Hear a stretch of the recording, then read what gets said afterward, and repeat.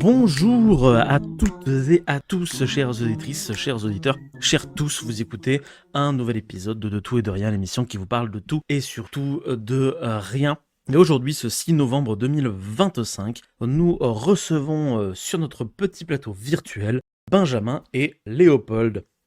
Bienvenue, messieurs, ça me fait chaud au cœur de vous voir ce aujourd'hui. Comment allez-vous, déjà, pour commencer? Ça va bien, écoute, toujours content de venir, participer ou plutôt aujourd'hui je l'écouterai, plus que je participerai, à cette émission. Ah bah ça me fait plaisir, Léopold, si tu as des choses à rajouter, surtout n'hésite pas. Et Ben, tu es en cours de relecture au moment où nous parlons, car tu es en train de relire ta chronique sur les janissaires. Souvenez-vous, les auditrices et les auditeurs, c'était il y a maintenant presque 5 ans que Ben nous avait parlé de ce groupe militaire un peu particulier. Et du coup, apparemment, il y a des choses nouvelles à redire sur le sujet. Mais nous allons laisser Ben relire tranquillement ses fiches. Et je vais donc ouvrir un petit peu le bal, parce que je suis pas venu les mains vides, j'ai ressorti des fourneaux un vieux truc que j'avais écrit il y a un moment et que j'ai amélioré plus ou moins, parce que ça durait pas très très longtemps. Moi aujourd'hui je vais vous parler de Vikings, de poissons, de génocide et de Portugal. Ouais, je sais, ça fait un peu particulier, mais vous allez voir, ça va prendre tout son sens. Si je vous parle de colonialisme en Amérique du Nord, vous pensez à quelle nation européenne directement? L'Angleterre? L'Angleterre, ouais, effectivement. Tu peux m'en citer deux Les autres? Néerlandais, Les petit Néerlandais, ouais, Et effectivement. la France? La France. ouais. La France, je peux vous rajouter l'Espagne et je peux vous rajouter aussi la Suède, et je pense qu'on aura fait rapidement le tour. Et pourtant, il y a bien un nom qui n'est jamais mentionné, c'est celui du Portugal. Et pour cause, le royaume du Portugal ne fondera jamais réellement de colonies sur le côté nord du continent américain. Toutefois, il y a une vraie différence entre ne pas avoir de colonies et ne pas être là. Parce que bien au contraire, dès les premières années du XVIe siècle, des navigateurs portugais explorèrent les côtes du nord-est du continent, notamment celle de l'actuel Canada, et y établir une activité économique soutenue, centrée notamment sur la pêche. Je vous propose donc, à travers cette chronique, de revenir sur cette présence oubliée des Portugais en Amérique du Nord. Déjà, ce qu'il faut savoir, c'est que le traité de Tordesillas du 7 juin 1494 est normalement censé limiter l'action des Portugais en Amérique. Car ce traité, je suis certain que vous le savez messieurs, partage le monde entre deux nations que sont le Portugal et l'Espagne. Plus ou moins, le Portugal a le droit au côté est comprenant l'Afrique et l'Asie, et l'Espagne a le droit au côté ouest. Je vous simplifie parce que il y a un bout de l'Amérique du Sud que les Portugais ont le droit d'avoir. C'est quel bout du coup? C'est le Brésil. Exactement, tout à fait, c'est le Brésil. Toutefois, ce partage ne va pas empêcher les deux royaumes de ne absolument pas respecter les termes de leur traité, bien évidemment. Ainsi, dès la toute fin du XVe siècle, des marins portugais sillonnent l'Atlantique à la recherche de nouvelles routes commerciales. C'est dans ce contexte que le navigateur Gaspar Corte-Real, au service du roi Manuel Ier, entreprend plusieurs expéditions vers les terres de l'Ouest.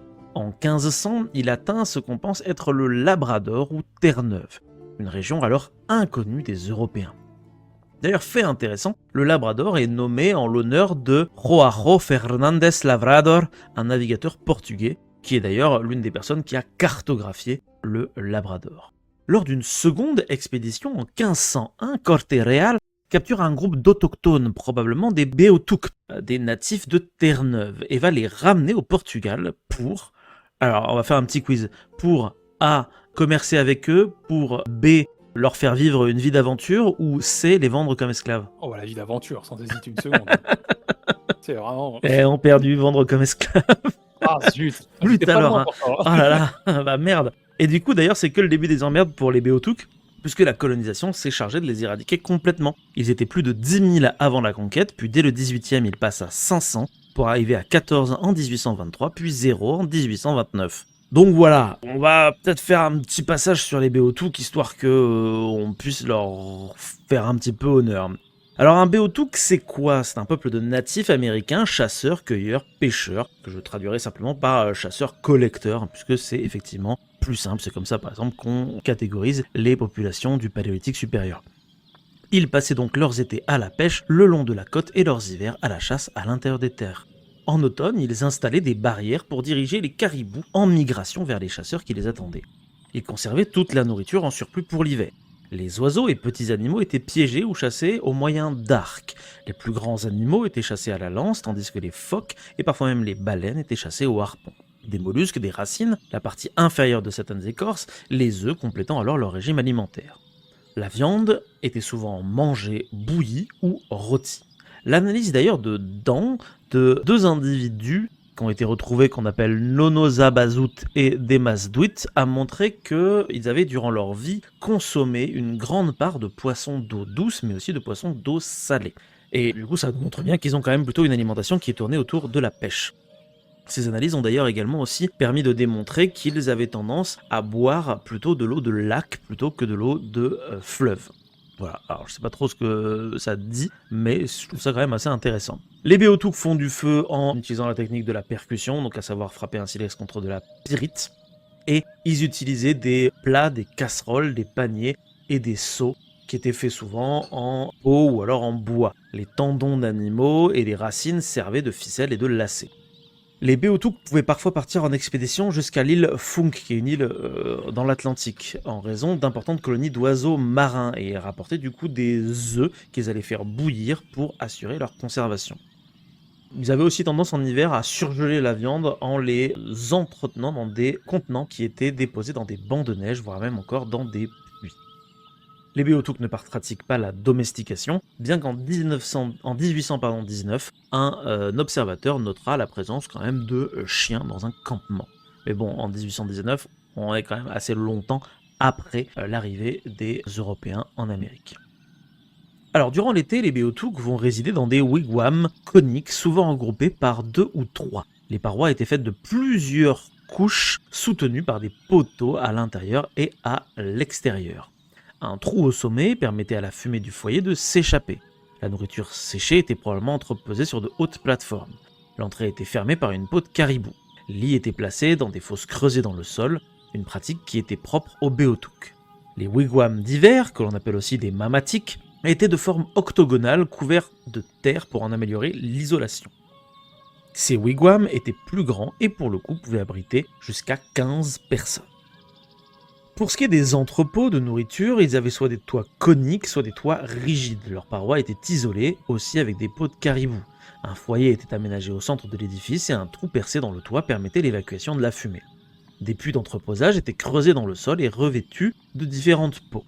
Les échafauds pour sécher le saumon et entreposer les os de caribou conservés pour leur moelle et des supports pour canaux complétaient ces différentes installations.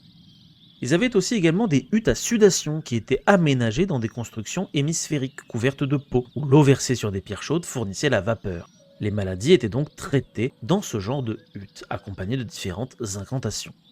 Pour se protéger des moustiques, les Beothuk enduisaient leur corps et leur chevelure d'ocre rouge, pilée mélangée avec de l'huile ou de la graisse. C'est en raison de l'usage intensif de cet ocre rouge, qui finissait par teinter jusqu'à leurs vêtements et leurs armes, que les Européens nommèrent les Beothuk les peaux rouges. Et oui, en fait, ça vient de là. Le principal vêtement utilisé autant par les hommes que par les femmes consistait en un manteau sans manches de forme carrée, fait de 2 peaux de caribou cousues et parfois avec des franges auxquelles on pouvait y ajouter un grand col. Ce vêtement permettait aux femmes d'emporter facilement un bébé attaché dans le dos ou aux hommes de libérer un bras pour tirer à l'arc. Les Beothuk portaient aussi des mocassins, des manches, des pantalons, des chapeaux, des mitaines et parfois des ceintures. Ces accessoires en cuir étaient portés avec la fourrure à l'intérieur et huilés à l'extérieur afin d'en assurer une plus grande isolation. Des plumes étaient également parfois placées dans les cheveux. De nombreux ornements sculptés en os étaient aussi portés. Les femmes Beothuk aimaient les couleurs vives et les étoffes fines, mais portaient leur manteau par-dessus des vêtements d'occidentaux, en tout cas sur la fin. À partir du moment où les Européens arrivent, les Beothuk vont se mettre à utiliser une partie de la technologie de ces derniers, mais toutefois, ils n'utiliseront jamais d'armes à feu. Leurs armes restent des javelots, des haches, des couteaux, des arcs, des gourdins, à la fois utilisés pour la chasse comme pour la guerre. Les lames et les pointes étaient généralement faites en pierre, principalement du silex, ou en os, mais les pointes de certaines flèches étaient en bois. Les arcs étaient faits en frêne ou en sapin et mesuraient 1,5 m de long. Les flèches étaient fabriquées en pin et avaient des empennages et étaient transportées dans un carquois. Des alènes de bois pouvaient aussi remplacer les flèches. Les harpons de 3,7 m de long avec des pointes en os puis par la suite en fer étaient utilisés pour la chasse aux phoques, ou comme on l'a vu, pour la baleine. Les couvertures étaient fabriquées en peau animale, les bois des orignaux servaient aussi à fabriquer des peignes, tandis que les boucles d'oreilles, elles, étaient fabriquées en os. Comme ils ne pratiquent pas la domestication, les Beothuks se déplaçaient généralement à pied et utilisaient des raquettes et des traîneaux durant l'hiver.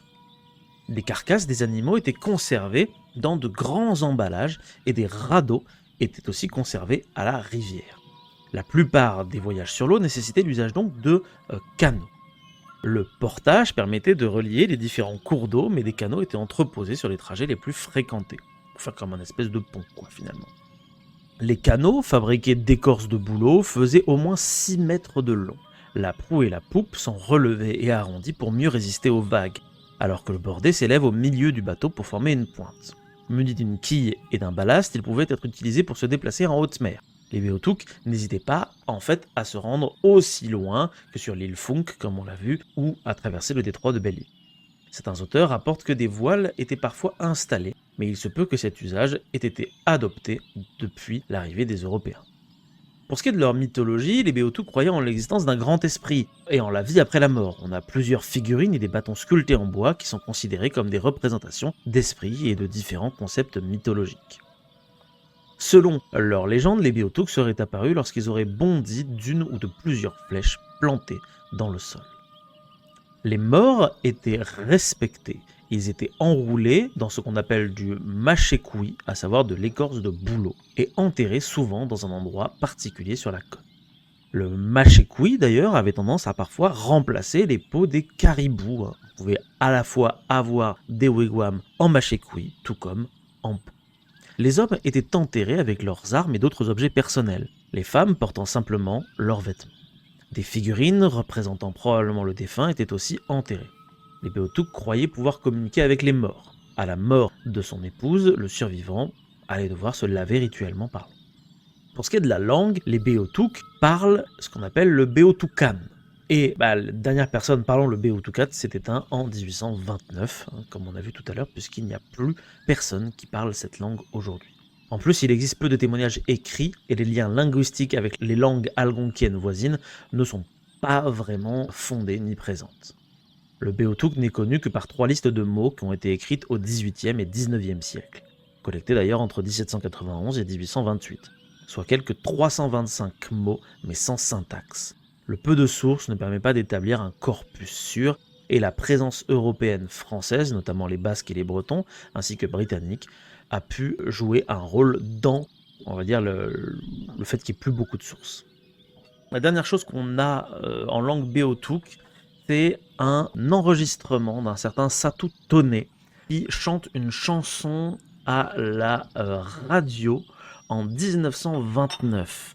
C'est une chanson qu'il a appris de son père, qui lui-même l'avait appris de son père, qui lui-même l'avait appris de son père, alors qu'eux-mêmes ne sont pas Beothuk. Cette chanson sera reprise par la radio canadienne le 13 septembre 2000 et c'est aujourd'hui une chanson de ralliement qui sert au peuple de natifs encore présents au Canada.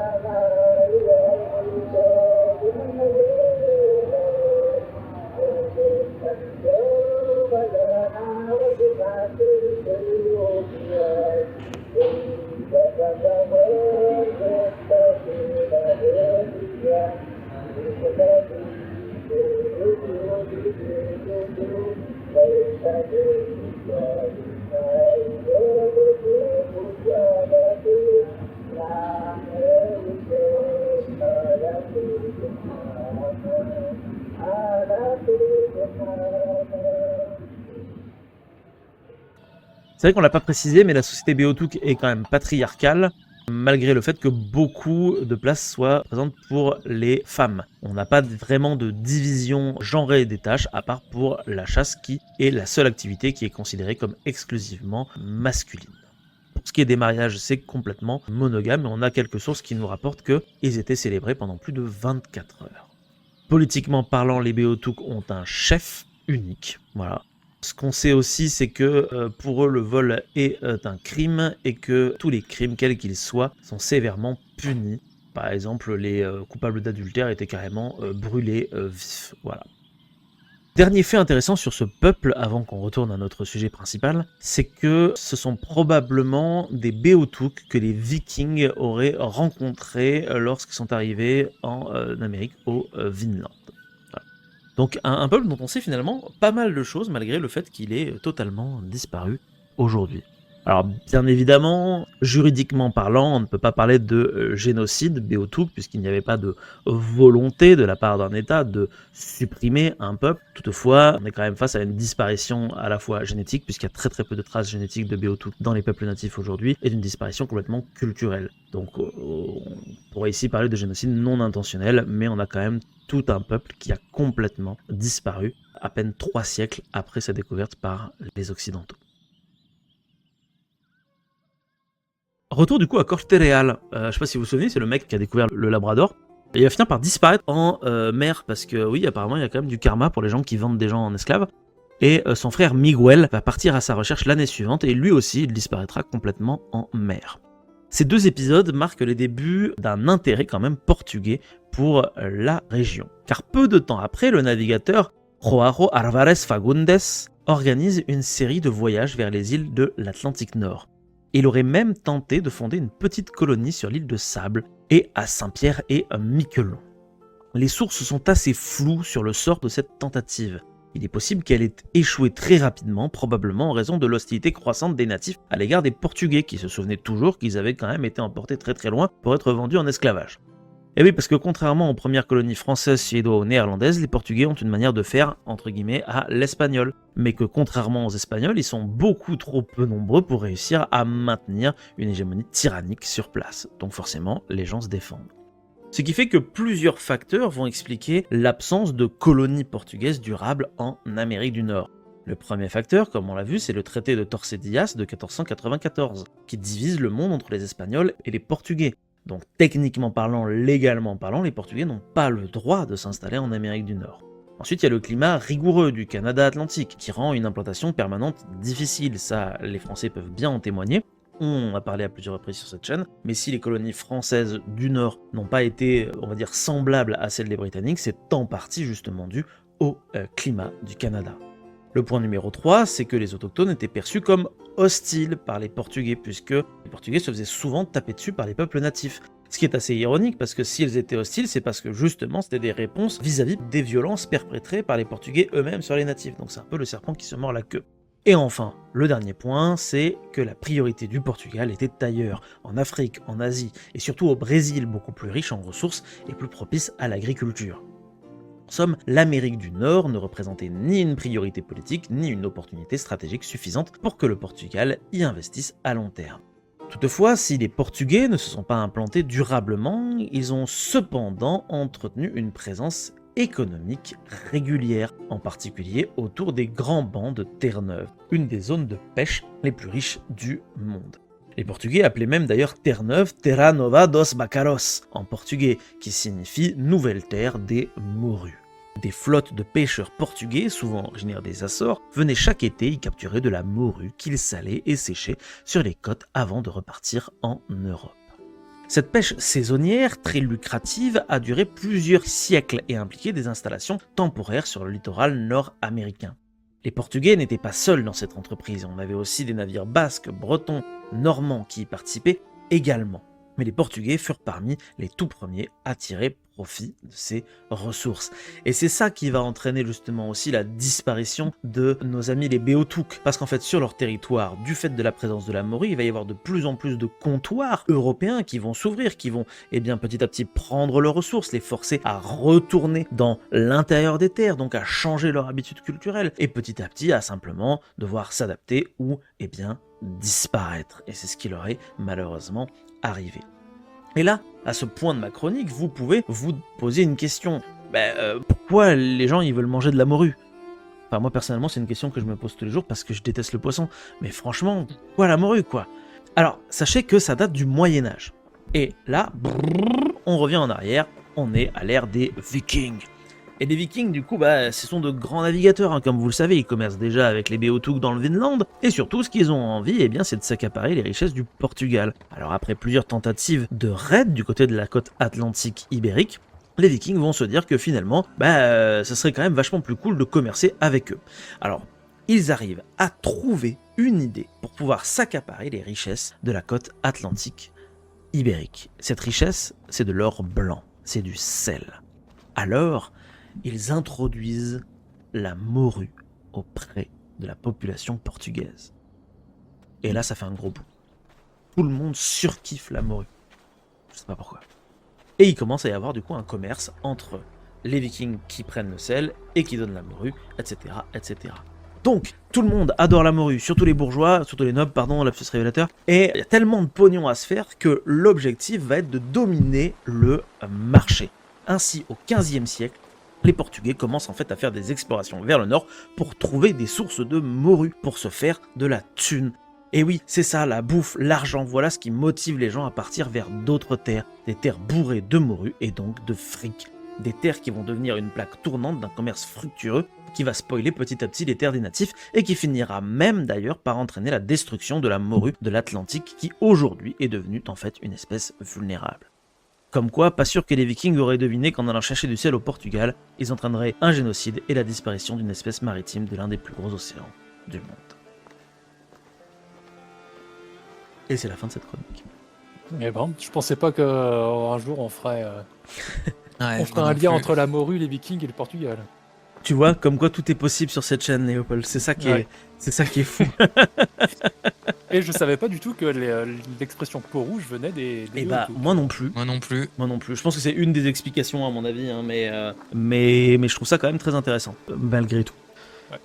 Ouais. Merci de m'avoir écouté en tout cas, messieurs. Et Ben, est-ce que tu as terminé de relire ton texte? Oui, c'est bon. Alors, contrairement à la chronique que j'ai pu faire il y a quelques années de ça, ce sera un petit peu plus court. J'ai corrigé T'as coupé aussi dans le lard. un passage qui était erroné. Ok. Mais c'était pas vraiment. Enfin, c'est vrai que le premier enregistrement qu'on a fait, à cause de la manière dont je tenais le micro, je m'en souviens très bien, a eu une assez mauvaise captation du son au moment de ma chronique. C'est vrai. Et c'est une manière un peu de rattraper cette erreur que d'enregistrer Une nouvelle fois. à nouveau. Merci d'ailleurs Ben du coup de le proposer. Il n'y aura pas de grandes nouveautés, en fait, il manquera même certains éléments, mais qui n'étaient pas corrects a priori. Ok, c'est parti Oui, pour la version je vous propose, 2.0. de partir dans cette aventure 2.0 sur les janissaires. Allez, c'est parti. Alors, les janissaires, c'est le nom qui est donné aux soldats d'élite de l'infanterie ottomane qui ont servi depuis leur création au cours du XIVe siècle jusqu'à la première moitié du XIXe. On a 5 siècles d'histoire résumés brièvement, donc il manquera forcément des éléments, probablement certains importants. J'ai essayé de faire une synthèse aussi précise que possible. Alors les raisons qui ont poussé les sultans ottomans à créer le corps des janissaires sont multiples. Elles découlent tout autant d'une nécessité purement pratique que d'une volonté politique précise. L'objectif final de la création des janissaires, en fait, c'était de donner au monarque ottoman une armée permanente de fantassins et de cavaliers d'élite. Une armée qui serait dévouée à la personne du sultan et qui ne répondrait qu'à lui.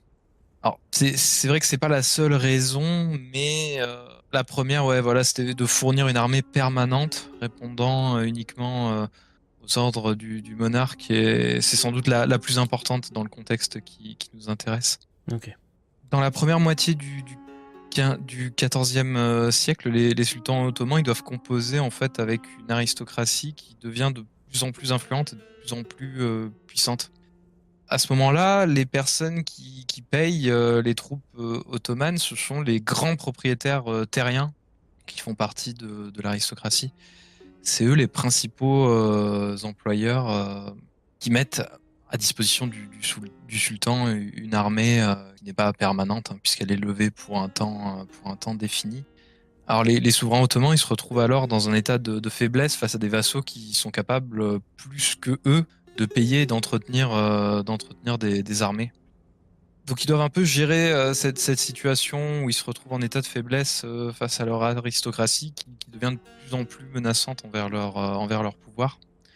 Faire barrage, ces personnes qui sont de plus en plus ambitieuses, c'est dans ce contexte que le corps des janissaires a été créé. C'est pour créer un contre-pouvoir à cette influence grandissante des aristocrates. D'ailleurs, pour bien saisir comment une troupe de simples soldats peut enrayer les ambitions de puissants seigneurs, je pense qu'il faut évoquer un petit peu la culture des peuples turcs. La société ottomane, elle est beaucoup moins rigide et compartimentée que les sociétés féodales occidentales, où tout le monde peu ou prou naît, vit et meurt à sa place. Les classes qui composent la société ottomane sont beaucoup plus perméables les unes les autres. De ce fait, il est possible pour un simple esclave de s'élever par le mérite et d'atteindre un poste, une fonction qui soit socialement bien au-dessus de celle que peut acquérir un homme libre. Ça peut sembler paradoxal, mais dans cette société, il n'est pas rare que des personnes au statut social d'esclave puissent être plus riches, plus influentes et in fine plus puissantes et importantes que des personnes libres. C'est dans ce contexte social que doit être replacée la création du corps des janissaires, parce que oui, les janissaires, ce sont des esclaves. Ils font partie de ce qu'on appelle les capikoulous. Ok. Capikoulous, c'est les esclaves de la porte. Entendre par là les esclaves du sultan. C'est la propriété du sultan et de personne d'autre. Les capikoulous, ils se composent de plusieurs branches. Certaines sont dédiées à des tâches domestiques, d'autres administratives, certaines logistiques et, bien entendu, des tâches guerrières qui nous concernent. On peut ces guerriers les diviser en deux catégories. Il existe deux branches guerrières parmi les capikoulous, donc l'infanterie et la cavalerie. L'infanterie qui est composée de ce qu'on appelait les Yenisseries, qui a été francisé en janissaires et qui se traduit littéralement par nouvelles troupes. Et on compte ensuite les cavaliers, mais les Sipahi, les cavaliers tout simplement. Je fais cette précision parce qu'ici on parle des Yenisseries, mais ils sont indissociables des Sipahi qui les accompagnent en soutien sur tous les théâtres d'opération. Quand on dit c'est les esclaves de la porte, ça, j'imagine, un rapport avec le fait que Constantinople, ou alors le palais, je sais plus, est appelé la Sublime Porte. La Sublime Porte. Ça a un rapport avec ça, c'est ça? Ouais. Oui, bien sûr. Oui, ça vient de là en fait. Mais c'est vrai que je précisais en fait quand on parle des esclaves de la porte, on parle des esclaves qui appartiennent en propre au sultan. Au sultan, ouais. Ok. Là, on va parler donc plus des Yenisseries que des Sipahi, puisque les Sipahi sont certes des esclaves, mais j'ai moins d'informations les concernant et je me suis concentré sur les janissaires. Mais de ce que j'ai compris, c'est pas tout à fait la même manière de recrutement. Des Yenisseries particulièrement méritants ont pu devenir des Sipahi, mais ce que je vais dire là vaut pour les janissaires et pas pour la cavalerie. Notamment leur mode de recrutement. Pour bien saisir pourquoi les janissaires sont aussi importants et insolites, il faut parler de leur mode de recrutement et d'entraînement, parce que de toutes les choses qui concernent les janissaires, je pense que c'est peut-être ce qu'il y a de plus singulier les concernant. Le système de recrutement des janissaires est mis en place en fait en même temps que leur création. Donc on ne sait pas exactement quand précisément, c'est au cours du XIVe siècle, probablement vers la moitié du siècle, qui est promulguée la création du corps des janissaires et en même temps le Devshirme. Le Devshirme, c'est un moyen de recrutement qui concerne les populations non turques et non musulmanes, notamment dans les provinces européennes sous contrôle des Ottomans. La Macédoine, la Bulgarie, la Valachie, Serbie et Albanie. Le Devshirme, ça signifie la récolte. On l'appelle également l'impôt sur le sang. Là où la plupart des esclaves sont acquis par le commerce ou par la guerre, les janissaires, eux, sont procurés par l'impôt. Le devshirme est en fait un impôt payé en vie humaine C'est dingue ça. et plus précisément en fils Ok. par les familles chrétiennes vivant sur des terres sous contrôle ottoman. Putain, du coup, pour avoir le droit de vivre sur les terres ottomanes, tu dois donner des fils à l'Empire, Alors, quoi. c'est plus compliqué que ça parce que les Ottomans ont une tolérance religieuse qui est assez importante. Bah, c'est ce qui me semblait dans ma mémoire. Beaucoup plus qu'en Occident, on tolère les religions du livre, donc les chrétiens et les juifs. Les autres sont considérés comme des païens, comme des hérétiques. Mais ce devshirme, il est mis en place de manière relativement. Enfin, c'est pas un truc qu'il faut payer tous les ans. J'ai pas trouvé d'informations concernant la fréquence à laquelle est prélevé le devshirme. De toute façon, tu peux pas donner un Euh, enfant tous les ans, c'est pas possible. Non, oui, c'est impossible. En fait, j'ai pas toutes les modalités qui concernent cette forme d'imposition et je m'en excuse. Non, mais c'est pas grave. Parce que j'ai trouvé certaines informations, mais pas d'autres. Mais oui, il va sans dire que c'est pas quelque chose qui est prélevé tous les ans et c'est pas quelque chose qui peut être prélevé à chaque fois chez tout le monde. Mais on va voir après l'utilité que peut avoir un tel impôt, même s'il est quand même assez rare, en définitive, probablement. Ouais, voilà, les modalités. Alors, j'en ai trouvé quelques-unes, cela dit. Une concernant l'âge, en fait, des enfants qui sont prélevés à leur famille pour le paiement de cet impôt. Alors, notamment, une précise que des familles qui n'ont qu'un fils ne peuvent pas être imposées. Ok. En tout cas, pas de cette manière-là. Et une autre qui précise que les enfants doivent être suffisamment âgés pour pouvoir tout bêtement survivre au voyage de retour, puisqu'ils sont prélevés dans les provinces européennes et ils sont ramenés en fait après sur le sol turc à proprement parler, en terre ottomane. Donc il faut qu'ils soient suffisamment vieux, entre guillemets, pour résister à ce voyage de retour, qui peut se faire dans des conditions parfois un peu rudes. Et ils doivent être, cela dit, suffisamment jeunes pour rester malléables, on va dire. Ouais. Et pouvoir être Ouais, conditionnés tu à peux pas leur... prendre un ado de 15 ans, quoi. Ça va être un peu compliqué. Ouais, voilà, pour être conditionnés à leur future place et leur future tâche au sein de la société ottomane. Donc en fait, il semblerait que le prélèvement il se fasse sur des enfants qui aient entre 8 et 12 ans. Ok. Rarement moins et rarement plus. Alors l'avantage du devshirme, c'est qu'en plus, en plus de procurer à moindre effort et à moindre coût des recrues pour l'armée et l'administration, elle permet également de saper la capacité de recrutement des vassaux chrétiens. Ok. Chaque jeune homme enlevé est un jeune homme en moins pouvant servir à grossir les rangs d'une hypothétique révolte. Des révoltes qui ont été relativement nombreuses et que les Ottomans ont dû gérer, parmi tant d'autres choses. Alors, les familles nobles n'étaient pas épargnées dans le sens où le devshirme pouvait également s'appliquer à elles, alors pas dans les mêmes modalités, c'est-à-dire que les enfants n'étaient pas enlevés pour la vie et ne devenaient pas des esclaves, mais dans les familles nobles, on prenait quand même les fils pour les former à la cour du sultan, comme invités, entre guillemets, Ouais. entendez par là otages, bien sûr. Bien sûr.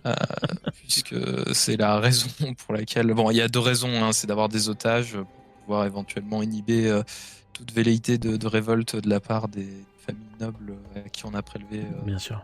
le fils. Et ça permettait aussi de le former, disons, à la culture ottomane et de le rapprocher, enfin, en théorie, d'essayer de le rapprocher, parce que cette personne vivait pendant des années à la cour du sultan.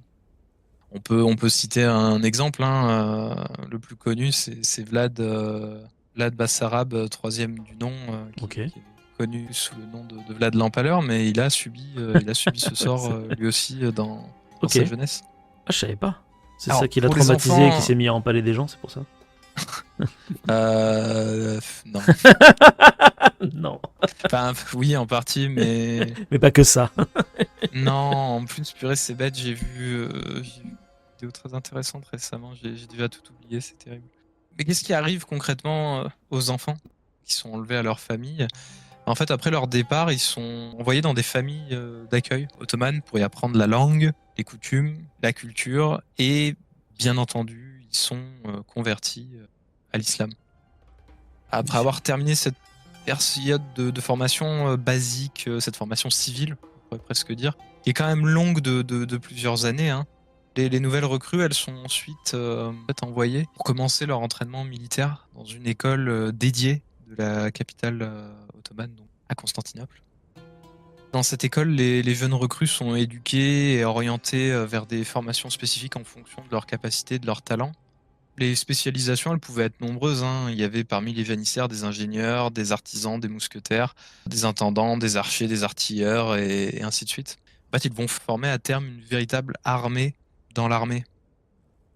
Les janissaires étaient bien nourris, bien éduqués, leur entraînement était régi par une discipline de fer et ponctué de travaux et d'entraînements très éprouvants, le tout dans des conditions presque monastiques, hein.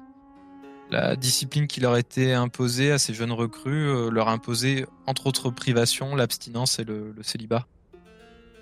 Tout au long de leur apprentissage et de leur année de service, les janissaires restent la propriété du sultan. Ils sont considérés comme les gardiens du trône et de la personne qui siège dessus.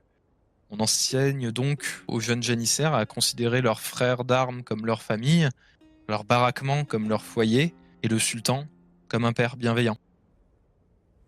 Leur éducation, elle a inclué aussi un enseignement religieux, je l'ai déjà précisé puisqu'ils sont convertis à l'islam, un enseignement religieux et spirituel. Et à cet égard, les janissaires suivaient les enseignements du grand maître Hadji Bektash, à l'origine de l'ordre Bektashi. C'est une des nombreuses écoles d'interprétation du Coran. Et les imams Bektashi faisaient office de chapelain au sein des janissaires, Ok. qui sont en fait une fraternité militaire, mais aussi profondément spirituelle et religieuse. Et à bien des égards, hein, par leur stricte discipline militaire et spirituelle, ainsi que par leur vie un petit peu retirée, hein, en marge du reste de la société ottomane, les Yanisseries sont assez proches en fait des ordres militants chrétiens. Oui, ça fait Comme, très templier ou hospitalier un peu. Exactement, j'allais utiliser en exemple de l'ordre des hospitaliers qu'ils ont par ailleurs combattu à Rhodes et à Malte. Alors une fois formés et placés, l'ascenseur social ottoman était dès lors ouvert. Alors je mets l'ascenseur social entre guillemets évidemment, était ouvert à ces enfants qui étaient valorisés comme fils privilégiés du sultan. Les plus brillants pouvaient occuper à terme des hautes responsabilités au sein de Ok. l'appareil d'État. J'ai plus le chiffre en tête, mais il y en a beaucoup qui sont devenus vizirs. Et en fait, en ouvrant les portes des hautes fonctions aux méritants plutôt qu'aux pistonnés, les sultans, ils font ainsi barrage aux ambitions des aristocrates, en leur empêchant à eux d'accumuler trop de titres et de postes de pouvoir. Donc en fait, les sultans créent les janissaires à la fois pour avoir une armée à eux et servir de contre-pouvoir aux armées que pouvaient lever leurs vassaux, de contre-pouvoir militaire, mais aussi de contre-pouvoir politique, puisque ça permettait de couper l'herbe sous le pied des aristocrates ambitieux qui se voyaient peut-être déjà rassembler des titres et des fonctions. Donc là, on voit que certaines de ces fonctions, elles vont être prises alors par de simples esclaves. Alors les janissaires, ils étaient élevés ensemble, vivent ensemble et partagent les mêmes difficultés, les mêmes épreuves et les mêmes récompenses. Une solidarité à toute épreuve va rapidement se développer. Un esprit de corps va souder les jeunes janissaires ensemble et renforcer leur morale et leur Ok. ardeur au combat. Ils vont assez rapidement se bâtir une solide réputation aussi bien chez leurs ennemis que chez leurs alliés. Ils avaient des traits. Une question qu'on peut se poser, c'est comment on reconnaît les janissaires. Ils portaient un uniforme qui était unique et Ok. aisément reconnaissable. Ils avaient notamment un haut bonnet blanc retombant vers l'arrière sur leurs épaules. Ils recevaient une solde régulière qui était souvent plus conséquente que celle des autres soldats. Une solde qui était agrémentée de bonus en fonction de leur mission et bien sûr de leur fait d'armes. Bien sûr. Une autre spécificité les concernant, c'est qu'ils n'avaient pas le droit de porter la barbe. Ah ouais. Ouais, les janissaires avaient le droit de porter la moustache, mais pas plus. Ah, mais ils avaient le droit à la moustache. Parce que moi, je les imaginais vraiment avec une belle moustache, tu vois. Ils avaient le droit à la moustache quand on voit d'ailleurs les illustrations, que ce soit les gravures, les peintures qui ont pu être faites de janissaires, on voit qu'ils sont glabres, excepté pour moustache assez impressionnante d'ailleurs dans les représentations. Oui, c'est ça. Ouais, c'est toujours un peu. Toujours quelque chose, quoi. Ils vivent ensemble dans des baraquements spécifiques quand ils sont en paix, et pendant les campagnes, ils ne se mélangent que très rarement aux autres soldats. Hein. Ils sont vraiment entre eux et ils y restent autant que possible. Parmi toutes les spécificités, ils font partie d'un des tout premiers corps au monde à marcher au son de la musique et Ah ouais. donc à incorporer des musiciens dans leur rang. Ah, c'est génial ça.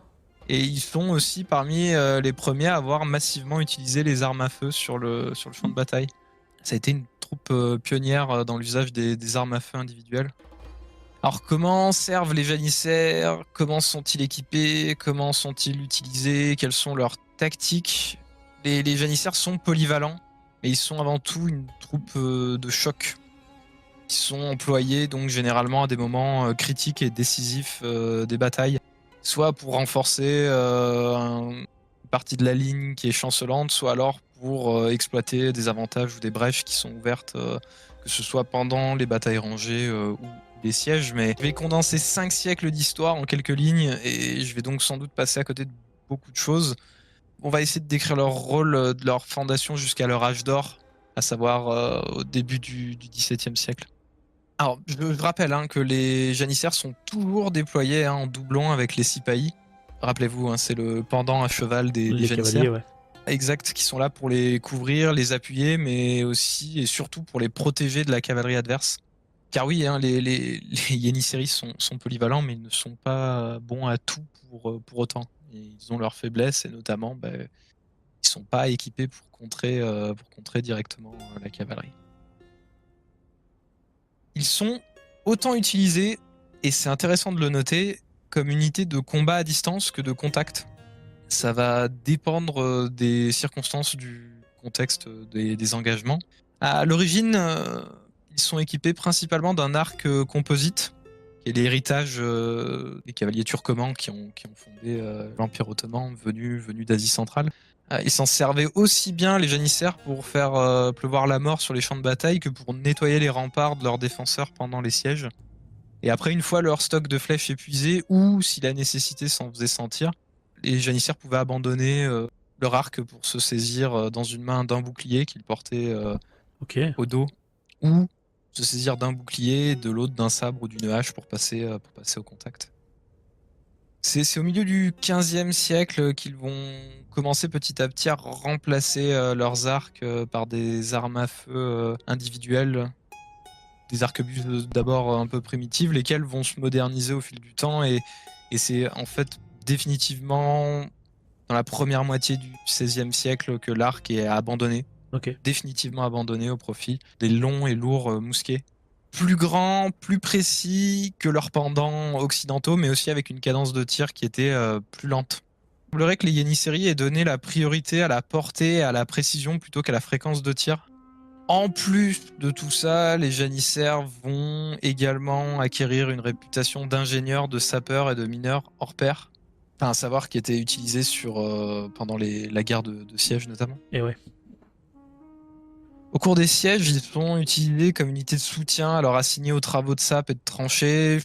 Ils pouvaient, avec l'arc ou le mousquet, nettoyer les fortifications de leurs défenseurs pendant que le reste de l'armée, par des assauts successifs, ébranle de plus en plus le moral et réduit le nombre de défenseurs. Sur le champ de bataille, vulnérables à la cavalerie, ils sont secondés, on l'a pu le voir, par les sipahis, d'autres cavaliers. Ils sont généralement déployés au centre de la ligne de bataille, souvent en réserve, protéger le sultan, et ils sont engagés très généralement plutôt au terme de la bataille. Ok. Une fois l'ennemi diminué par l'intervention d'autres unités de moindre valeur, et les janissaires sont ensuite engagés pour charger de concert avec les sipahis pour achever de briser le moral et les rangs de leurs adversaires. En cas de défaite, ils seront plutôt utilisés, notamment leur discipline et leur morale d'acier vont être mis à contribution pour permettre d'éviter une déroute et d'effectuer une retraite plutôt ordonnée, pour essayer de sauver les meubles, quoi, on pourrait le dire en d'autres termes. Au cours des sièges, c'est le même schéma qui est respecté. Ils harcèlent leurs adversaires avec leurs mousquets et participent à l'assaut décisif. Ils sont souvent le facteur de finalité. Pour ce qui est de la fin de l'histoire des janissaires, ça va être un long et lent déclin qui va s'amorcer au début du XVIIe siècle jusqu'à leur disparition en 1826. En fait, les janissaires ont gagné un prestige qui est tellement important qu'en fait, beaucoup de gens le jalousent. Et en fait, petit à petit, il va y avoir de moins en moins de place laissée au mérite et de plus en plus aux pistonnés. En fait, ça va être la Ah, revanche ouais. des pistonnés. C'est-à-dire que les janissaires vont petit à petit obtenir un titre qui va être héréditaire. On a un déclin progressif du Def Shirmé qui va finir par ne plus être prélevé. Donc en fait, les janissaires vont perdre leur statut d'esclave et leur succession va être héréditaire. Et donc ça va entraîner une certaine décadence. Les janissaires vont faire et défaire les empereurs. C'est un peu à l'image de la garde prétorienne qui défaisait les empereurs de Rome.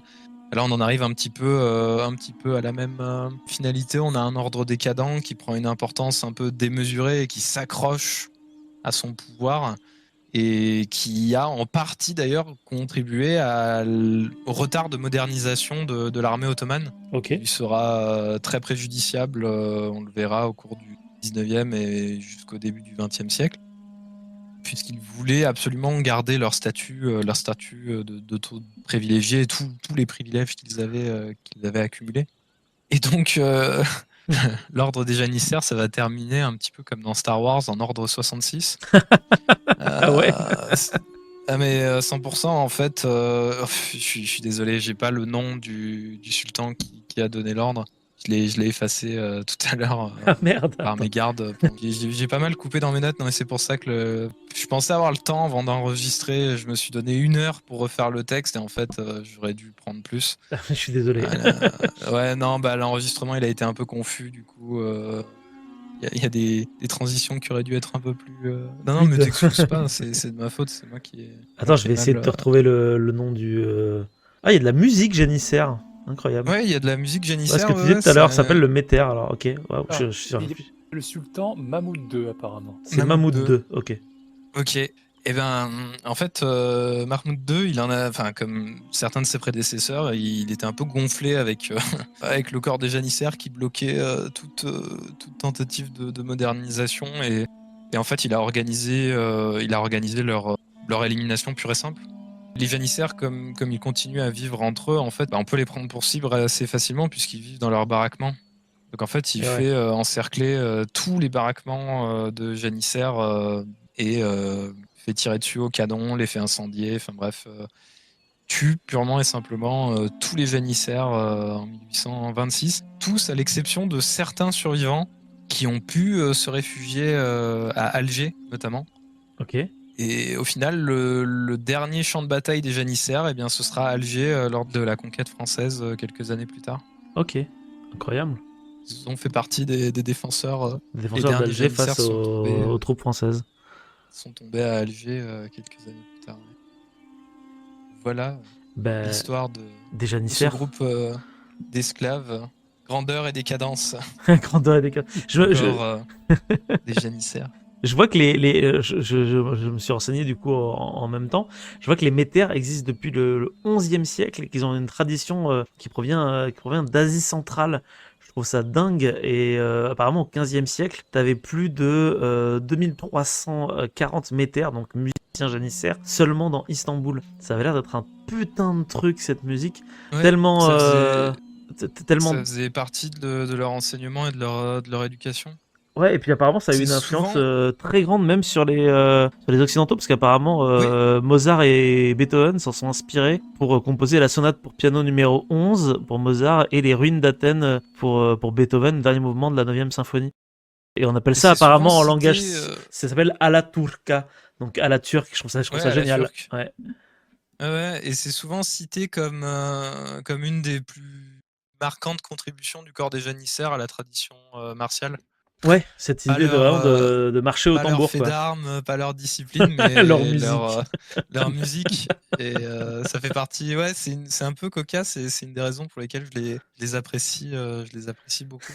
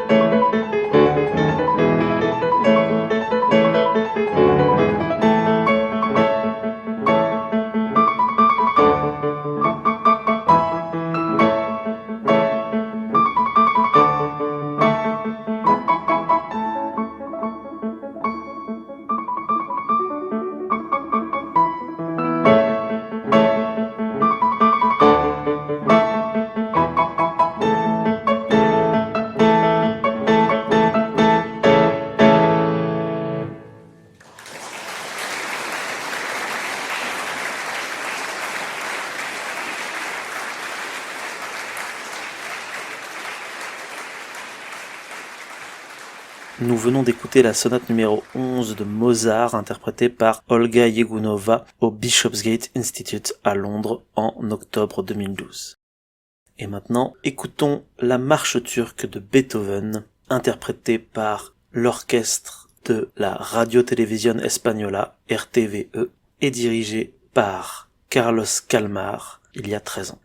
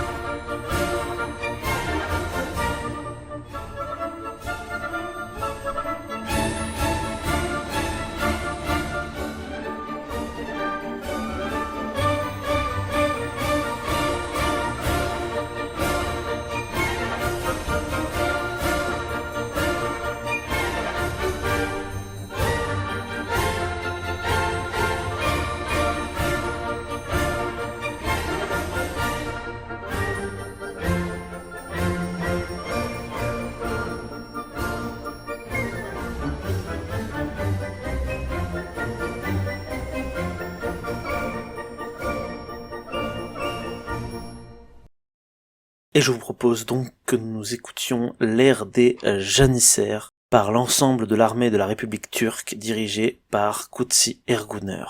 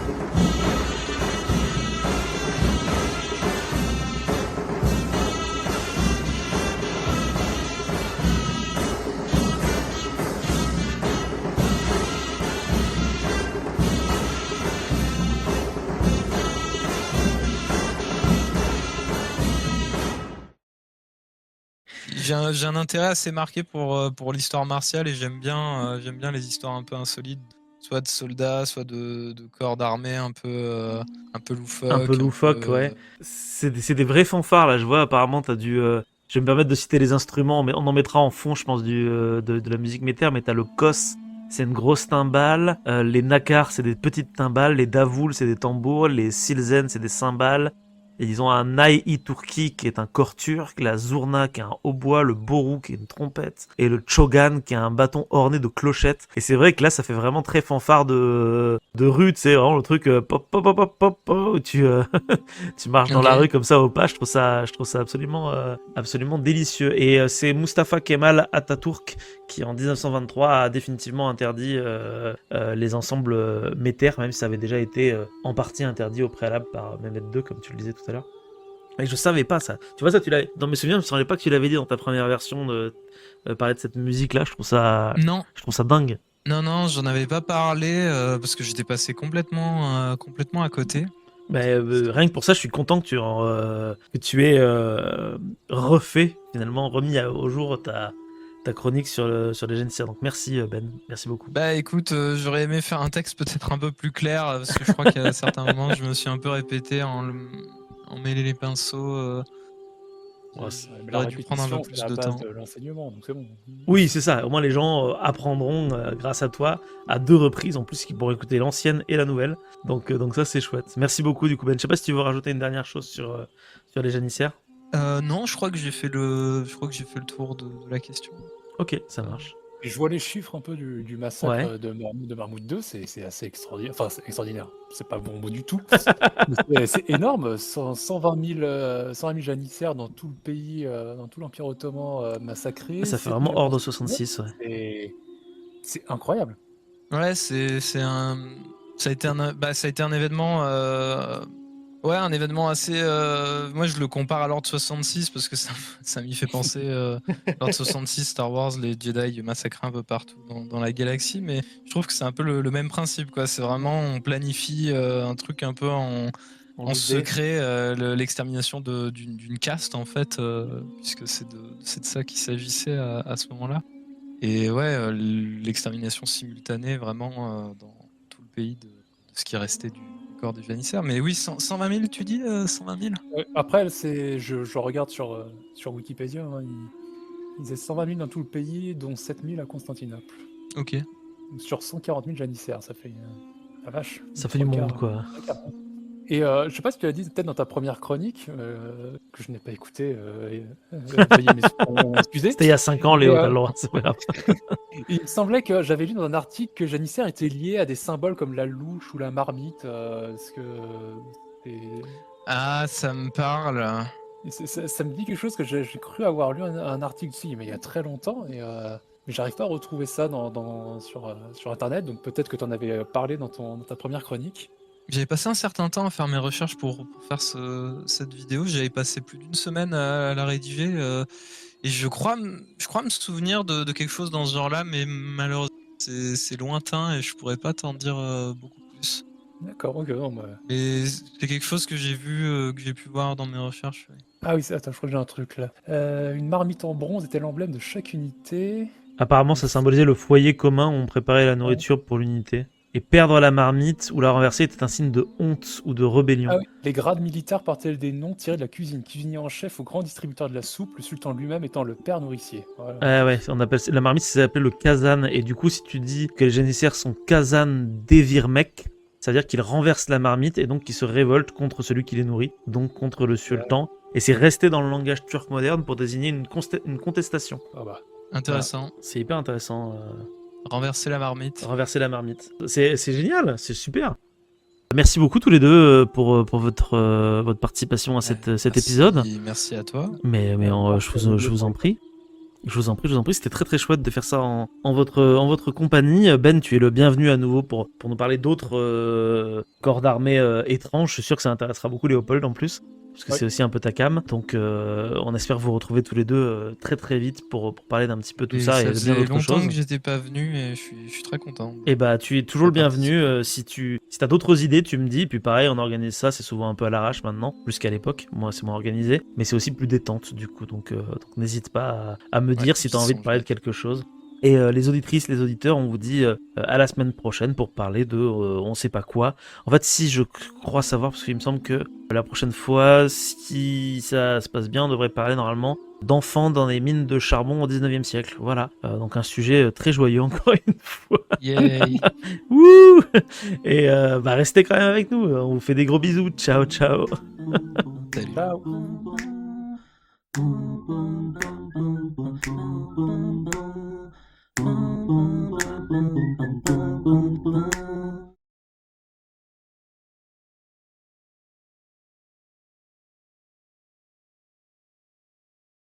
Alors, tu veux commencer, Ben, ou tu veux que je commence? Bah attends, je finis de lire le texte parce que en fait il y a plein de trucs que j'avais mis que je veux virer Ok. pour que ce soit un peu plus court parce que c'était quand même assez long. Il y a pas mal de choses superflues donc en fait je m'y suis mis je pensais pouvoir le faire en 1 heure et putain je suis vraiment pas bon pour. Miam, miam, miam. T'es prêt Marc? Ouais, Enregistré? moi je suis prêt. Hein. Ok, C'est juste ça à me dire, marche. je mets mon casque et puis après, hop. Hein. Bah, on va peut-être. Enfin, je sais pas si t'as beaucoup de temps devant toi, mais si t'as pas beaucoup de temps, peut-être commencer à Bah, sinon, au enregistrer. pire, je commence et puis comme ça, tu peux relire en même temps. Ok, ça roule. Mais en même temps, je suis curieux. Ton sujet, il m'a vraiment piqué. Bon, bah, let's go. Hein. Allez. C'est parti. 3, 2, 1. Bonne année.